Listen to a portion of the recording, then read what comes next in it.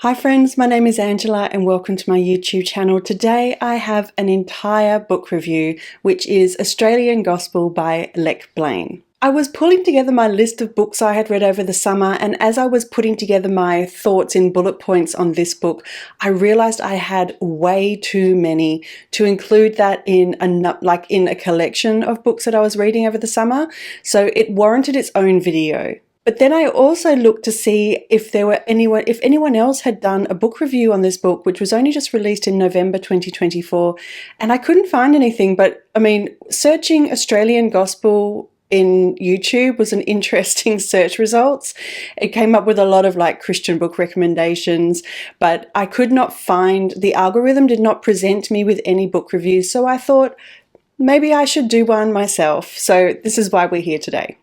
This book is absolute mayhem. It is stranger than fiction, and if you were to present this plot in a Hollywood boardroom, I think they would say, get out, tone it down, come back later on, because no one will believe you that this could ever happen in real life. They will say this is too far-fetched.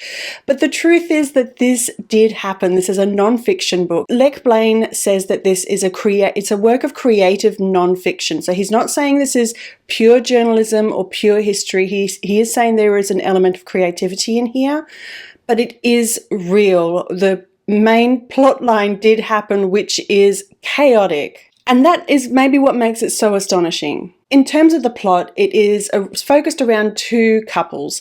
There is Lenore and Tom Blaine and Michael and Mary Shelley. And then also the children that are between them. And it's focused around the 80s and 90s and into the 2000s, but mainly around that late 70s, 80s, 90s period. First, we have Lenore and Tom Blaine, who are a working class couple in Queensland. They are chalk and cheese, but they work well together. They are a well-fitted couple, even though they are opposites in many ways.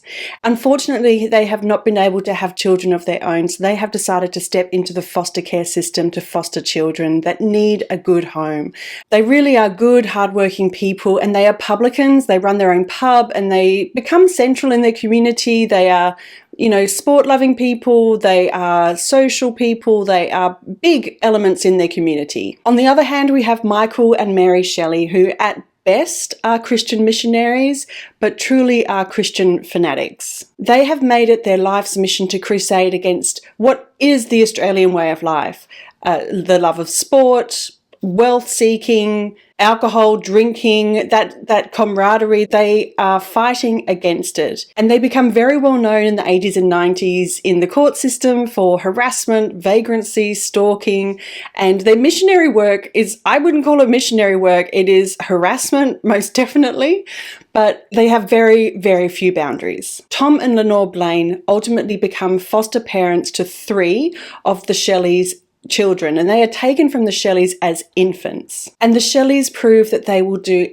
anything, absolutely anything and everything to get their children back. The Shelleys also have another child, their firstborn, who is with another foster family. So they have 4 children that are in the foster system, and the Blaines also take on another couple of foster children as well from other families. And when the Shelleys eventually find out where their children are and that they are being parented by the Blaines, who epitomize everything they have been fighting against for their entire missionary careers, they go gangbusters and absolutely terrorize this family trying to get their children back. A while ago I did a video on opening lines, and this particular book had a very good opening line. Michael Shelley kidnapped Elijah on a sunlit Monday afternoon, and that was a good opening line, and it had me hooked. I was like, okay, I'm here for that. But Michael Shelley is diabolical. And at one point when sometimes I'll make some notes about how I'm feeling, or maybe there'll be a passage in a book that I really like. And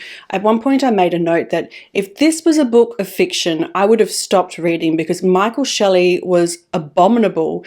He was so outrageous in his actions that if he was a fictitious character, you would have just stopped reading because he was so outlandish. And there was a person in the book who actually described him as Charles Manson, and he could have been Manson. He could have gone that way. You see how he could have with his fanatical nature. Primarily, everyone describes him as a narcissist. There's a lot of heavy themes in this book, but for all those heavy themes, there's a lot of humor, which is I think it's part of the Australian nature, is to throw in a little bit of self-deprecating humor here and there.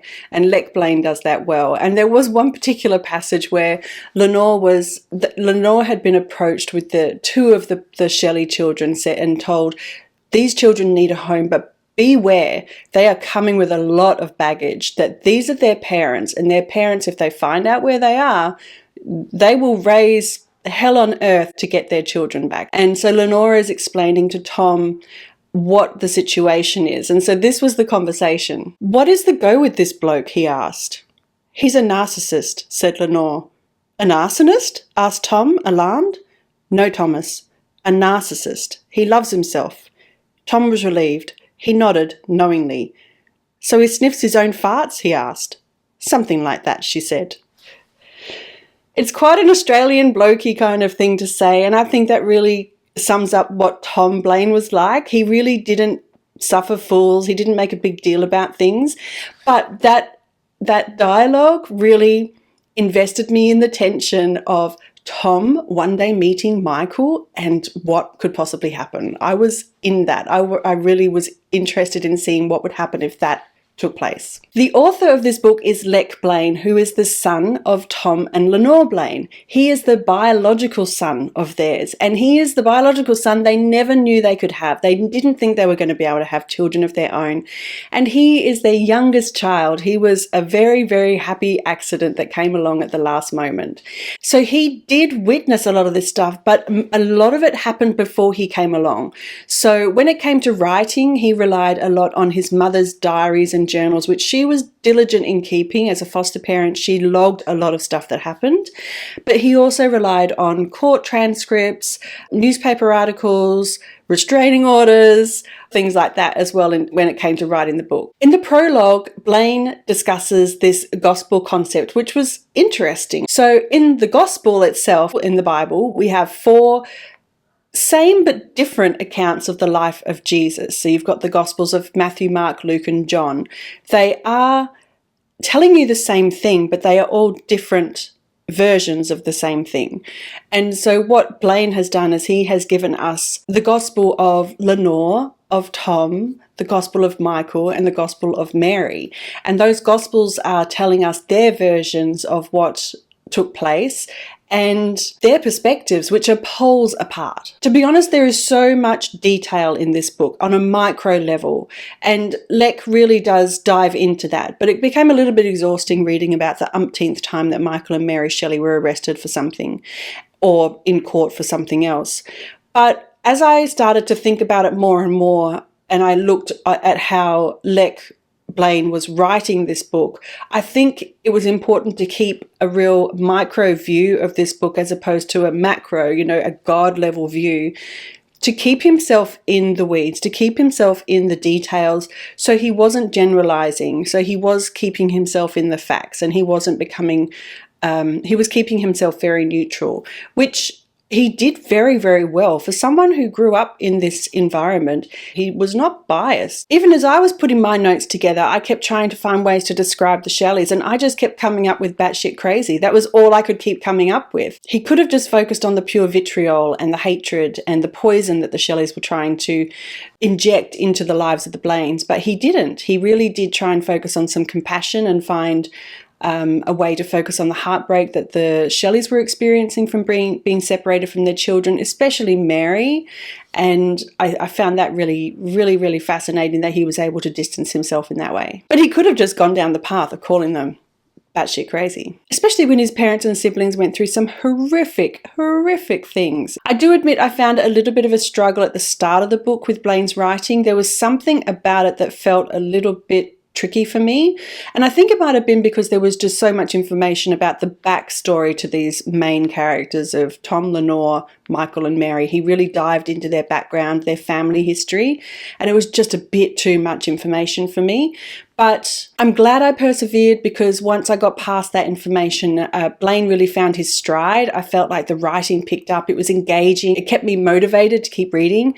And after I got through that first 50 pages of the book, I really did not want to put it down. So there are a few themes within this book, but for me, ultimately, I think what I took away was the steadfastness that the Blaines had in parenting their children. In spite of everything that the Shelleys threw their way, they never faltered. And their family was temporary. You know, these were foster parents. So at any time, the government could come in and say, that's enough, that's enough. We're going to move these children to another location, under another name, under another secret location where their parents can't find them. But these parents they just did not falter, and it wasn't an option for them that could possibly happen. And their love and their courage was just so steadfast, and it really raises all those questions about what makes a family, about how family is sometimes chosen. It's not always born to you. One line early in the book was that the love that develops organically between a foster child and a foster mother is priceless, because there is no payback for a biological debt. And I found that such an insightful sentence.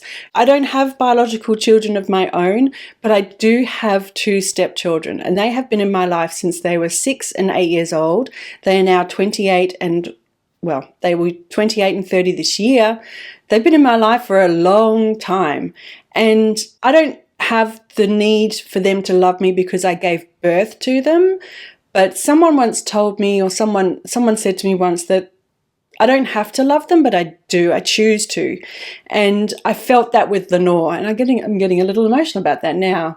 But I felt that from Lenore. She chose to love these children. That was something that she chose to do. And then it just became part of her. It was like something that she couldn't not do. And I understand that. I understand that in my core. And they are my children. I don't consider them anything other than my children. And their children are my grandchildren, just as Lenore's children's children are her grandchildren. It is quite interesting in that sense. So if you are a step parent, I encourage you to read it from that perspective, because there are not many books that really show that unconditional love from a non-biological parent perspective. I really did value that. This book has a lot of grief and intergenerational trauma discussed, but there's a lot of humor and a lot of fun, a lot of courage, and you see this family growing together, and it is, at the end of the day, they are a family going through family stuff, and it's perhaps in the most Australian way possible. I am glad to have read it, and I think it is an important story to have read. I did not know about the Shelleys prior to this. I avoided Googling anything while I was reading the book, but I think it's important to know. I think it's an important topic to understand. It's a much bigger topic of children being taken from their parents for whatever reason, and repairing bonds, and that intergenerational trauma, and why some children don't react in the same way as others. Some are more resilient. That's an entirely other conversation, but that it really did bring up a lot of those sort of topics. The story of Tom and Lenore and the Blaines, and how Tom and Lenore kept their family together through all of this, through pure perseverance and courage and fun and humor. That was the story that I loved. I rated this book 4 stars. I would recommend it to everyone. And I think especially anyone that has a fascination with stories about family sagas. This has a lot of saga. And I think the reason why it probably wasn't a 5-star for me, it's difficult rating nonfiction, especially memoirs like this, because I'm not rating the content of the story, but it was more so the level of detail that was in here. I found a little bit too much at the start. Like I said, I felt like there was too much background on the Shelleys, although I kind of understand why it was done. But that was probably the reason for me. It was a bit too much information, and it felt a little disjointed. That first 50 pages just felt a bit disjointed to the rest of the book, and the writing style felt slightly different. But I'm glad I persevered. I'm glad I kept on going. And this must have been an exhausting experience for Blaine to undertake. Australian Gospel was published by Black Ink Books, which is an independent publisher in Australia, and you can actually read the first chapter, I think, for free on their website, so I'll put the link below. I don't think they ship outside of Australia and New Zealand, but I do believe if the book is not available where you are, Readings, it's an Australian independent book store, they ship internationally. I'm not sure what the price for shipping is, but any of the Australian books that I'm recommending to you, you can probably get through them.